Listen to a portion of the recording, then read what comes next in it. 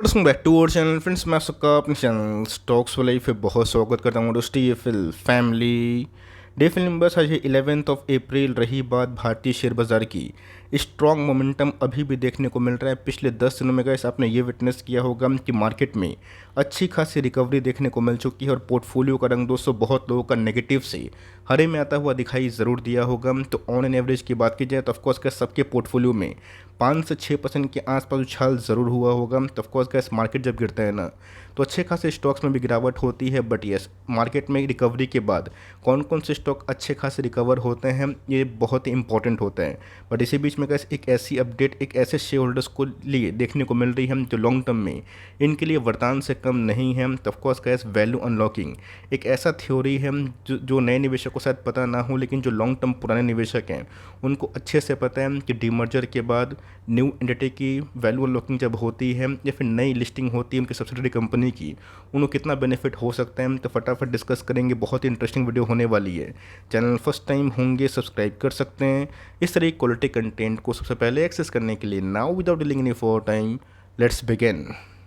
सबसे पहले ये चार्ट है, ये समझना बेहद बेहद बेहद इंपॉर्टेंट हो जाता है। आपने देखा कि हमारे प्लेटफॉर्म में बजाज फिनेंस को बजाज फिनसर्व को कंटिन्यूसली बेसिस पे कवर किया जाता है बिकॉज आपको अच्छे से पता है कि बहुत ही स्ट्रॉन्ग फंडामेंटल वाली कंपनी और लॉन्ग टर्म में एक बहुत ही बड़ा वेल्थ क्रिएटर रहा भी है। तो पिछले कुछ समय से गैस ये दो स्टॉक ना बिल्कुल नहीं चल रहे हैं।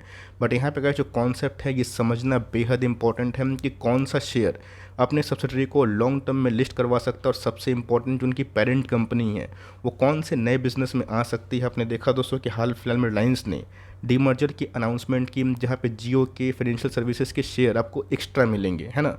इसका मतलब ये है कि आने वाले कल में कैसे अगर बजाज फिनसर्व ग्रोथ करेगा ना, बजाज फाइनेंस में भी अच्छी खासी ग्रोथ होगी। बजाज फाइनेंस ग्रोथ करेगा तो इसका जो पॉजिटिव इम्पैक्ट है ना बजाज फिनसर्व में ही पड़ेगा। बोलना गलत नहीं होगा कि बजाज फाइनेंस का जो बाप कंपनी है वो बजाज फिनसर्व लिमिटेड है। आपको अच्छे से पता है कि आपको स्टॉक मार्केट में इनकी शेयर की ट्रेडिंग दिखाई देती होगी। बट ये जो दो गैस बहुत ही इंपॉर्टेंट कंपनी है, Bajaj alliance life insurance, Bajaj alliance general insurance, इनकी अभी तक लिस्टिंग होते हुए दिखाई नहीं दी है। उनके चलिए गैस आने वाले कुछ समय में कुछ वर्षों में अगर रिलायंस जियो की लिस्टिंग नेक्सटेक में करवाती है जो बीच में हवाबाजी हुई थी, एफ रिटेल का आईपीओ इंडियन स्टॉक मार्केट में लेके आती है तो बेनिफिट किनको मिलेगा?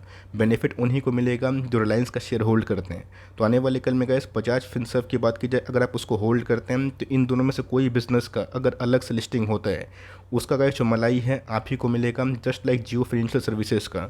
ये तो गैस हो गया मोटा मोटी कॉन्सेप्ट कि हमारे बिजनेस कि पेरेंट होल्डिंग कंपनी क्या है। अब इसी बीच में गैस बजाज फिनसर्व ने अभी के टाइम क्या अनाउंसमेंट की है उसको देखना बेहद इंपॉर्टेंट हो जाता है। इस बात की जाए गूगल चार्ट में तो आपको समझ में नहीं आएगा बिकॉज आपको पता है कि हाल फिलहाल में ही बजाज फिनसर्व ने स्प्लिट और बोनस दोनों एक साथ अनाउंस किया था। तो सिंपल सी बात है गैस गूगल चार्ट में बोनस का एग्जीक्यूशन अभी तक दिखाई नहीं दे रहा है। बीच में गैस आपको याद भी था कि मैंने बहुत पहले जब कोविड आया था उस समय भी गैस बजाज फिनसर्व को बहुत ही पॉजिटिवली और एग्रेसिवली कवर किया था बिकॉज उधर पे गैस लॉन्ग टर्म में अच्छा खासा अपॉर्चुनिटी था। बीच में गैस जब ये बहुत स्टॉक गिर रहा था मैंने उस समय भी गैस कवर किया था, ऑल दो कि मार्केट में करेक्शन के बाद फिर से उस लेवल पे आ चुका है। बट मेरा ऐसा मानना है कि लॉन्ग टर्म में गैस बिजनेस फंडामेंटल बहुत ही इंपॉर्टेंट होता है और उस थ्योरी पर अगर आप बिलीव करते हैं आपको अच्छा समझ में आ जाएगा कि इनके वैल्यूएशन पॉइंट ऑफ व्यू से दोस्तों ये अपने पीयर से बहुत ही सस्ती कंपनी ज़रूर है। आपको याद भी होगा कि हाल फिलहाल में ही मैंने आपसे न्यूज़ शेयर की थी 6 महीना पहले की बात की जाए, उस समय का इस बजाज फिनसर्व की बात की जाए म्यूचुअल फंड इंडस्ट्री में पाँव पसारने की कोशिश कर रहा था।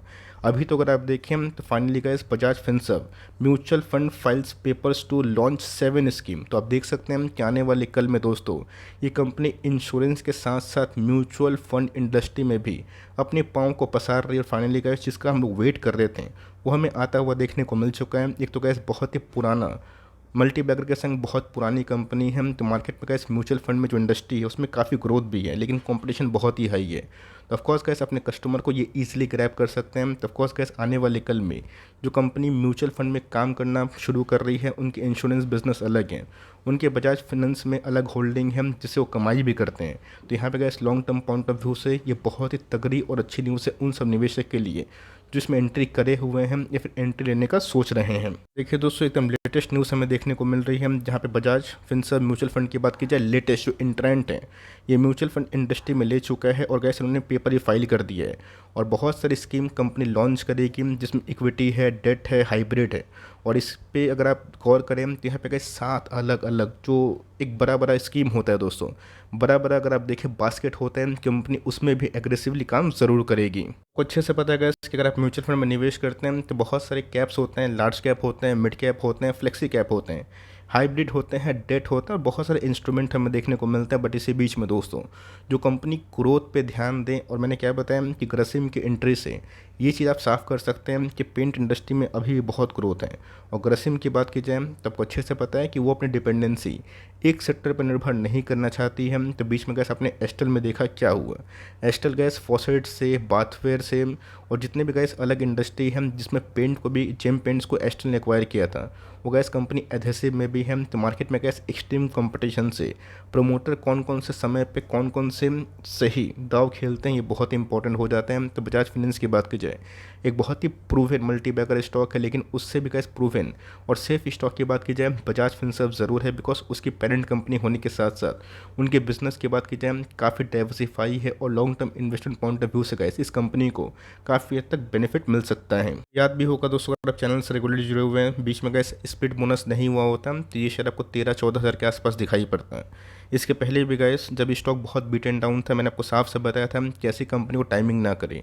और एक समय गैस ऐसा था कि इस स्टॉक में अच्छी खासी डाउनफॉल हुई थी और स्टॉक गैस भाग के 20K के भी आसपास जाने की कोशिश की थी और उसके बाद बीच में गिरा भी था 11K के आसपास, फिर से गैस भाग के 18K के आसपास आया था और फिर से हमें बोनस स्प्लिट के एग्जीक्यूशन के बाद फिर से गिरता हुआ देखने को मिल रहा है। तो लॉन्ग टर्म में गैस अगर आप इस कंपनी को होल्ड करने का प्लान कर रहे हैं ना, तो वैल्यूएशन पॉइंट ऑफ व्यू से भी गैस ये कंपनी मुझे बहुत ही शानदार दिखाई देती है। रीज़न क्या है, ऑफकोर्स गैस कोई फाइनेंशियल स्टॉक में प्राइस टू बुक बहुत ही इंपॉर्टेंट रोल प्ले करता है। बजाज फिनसर्व की बात की जाए प्राइस टू अर्निंग गैस 45 के आसपास है, प्राइस टू बुक की बात की जाए 3.5-3 के आसपास हमें देखने को मिलते हैं, जहाँ पे LIC की बात की जाए 30 के आसपास है, SBI लाइफ की बात की जाए, HDFC लाइफ की बात की जाए, सब 200 से कम डबल प्रीमियम में, ट्रिपल प्रीमियम में ट्रेड कर रहे हैं। और ये गैस एक ऐसी इंश्योरेंस कंपनी है जो आपको हर एक जगह पे, हर एक दुकान में इंश्योरेंस एंड के पास मिल जाएगा। और लॉन्ग टर्म में गैस इस कंपनी की जो पेनिट्रेशन है इस पर मुझे बहुत ही कॉन्फिडेंस ज़रूर है। गैस ब्लू चिप होने के साथ साथ कंपनी एक ट्रू मल्टीबैगर की सेंस से बहुत ही सेफ कैटेगरी में आ चुकी है। रही बात मार्केट कैप की तो बड़ी कंपनी है, 2 लाख करोड़ से ऊपर की मार्केट कैप है। रही बात गैस डिविडेंड यील्ड की, वो देती नहीं है। ROC की बात की जाए, ROE की बात की जाए, वो ठीक ठाक इनलाइन दिखाई देते हैं। लेकिन उस समय से गैस कंपनी की अर्निंग्स में भी कुछ खराबी हमें दिखाई नहीं दी। ऑल दो अगर आप देखें तो लास्ट क्वार्टर में गैस जो दिसंबर का सेल था 21,000 करोड़ के आसपास हमें देखने को मिल रहा था। Operating margin gas life time high पे थे। नेट प्रॉफिट की बात की जाए वो भी लाइफ टाइम हाई पे थे। बट बजाज ट्विंस की बात की जाए उसमें अभी भी पॉजिटिव मोमेंटम देखने को नहीं मिल रहा। बट मेरा ऐसा मानना है कि लॉन्ग टर्म में गैस यही तो मौका होता है जहाँ पे ऐसे मौके को अगर आप ग्रैब करते हैं और लॉन्ग टर्म में सही एलोकेशन से बस टाइम देते हैं, पेशेंस दिखाते हैं, आपको रिवॉर्ड ज़रूर मिलेगा। देखा गया तो गैस जो अधिकांश शेयर है प्रमोटर अपने पास ही लेकर रखें, 60% के आसपास जो स्टेक है प्रमोटर ओन करते हैं। FIHDS की होल्डिंग की बात की जाए ये बहुत ज़्यादा नहीं है, बट पब्लिक होल्डिंग की बात की जाए ये बहुत ही अरसों से गैस थोड़ा ज़्यादा हमें देखने को मिलती है। तो बजाज फाइनेंस में गैस आपको वेरियस FIS और DS की इन्वॉल्वमेंट देखने को मिलेगी।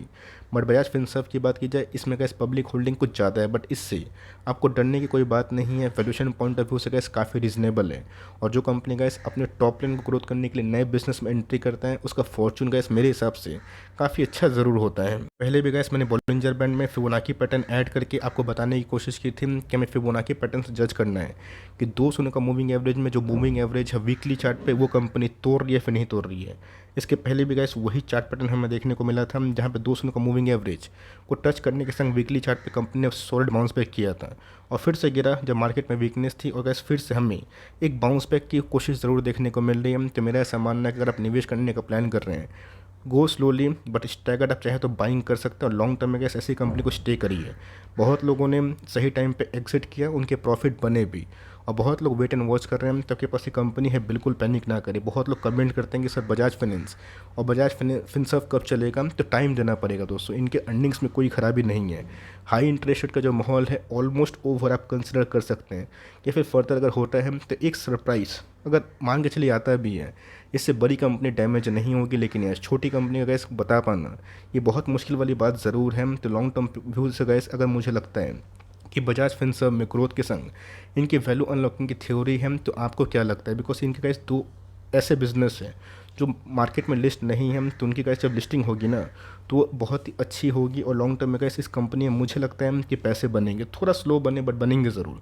आप चाहें तो इस कंपनी को वॉच लिस्ट में लगा सकते हैं और होल्ड किए हैं तो बिल्कुल ना बेचिए, और इसको छोड़कर अपने बजाज फाइनेंस में निवेश किए हैं तो बिल्कुल पैनिक ना करें। दोनों कंपनी अच्छी है, बट मैंने क्या बताया कि अगर आप दोनों का अफोर्ड कर सकते हैं तो वो भी सही है। अगर आप इसके बजाय HDFC लाइफ, SBI लाइफ लेके रखें, LIC लेके रखें हैं तो फर्दर ऐड करने की आवश्यकता नहीं है। लेकिन यस, अगर आप इस कंपनी के बिजनेस मॉडल पे बिलीव करते हैं, उस पर इंटरेस्ट है तो कंटिन्यू ज़रूर करिए। बिकॉज वीकली चार्ट की बात की जाए थोड़ी बहुत हमें राहत देखने को मिल रही है, जिस समय काफ़ी ओवर सोल्ड जोन पे थी, अभी के टाइम थोड़ी बहुत मोमेंटम होते हुए देखने को मिल चुकी है। ये छोटी सी अपडेट थी गाइस, आई होप मेरा एफर्ट आपके लिए हेल्पफुल था। कंटेंट सही लगा तो प्लीज़ लाइक करिएगा, चैनल फर्स्ट टाइम होंगे तो प्लीज़ सब्सक्राइब करके भी इनकरेज करिएगा। तो गाइस मिलते हैं जल्दी ही, तब तक के लिए bye, thanks for listening friends, God bless you all.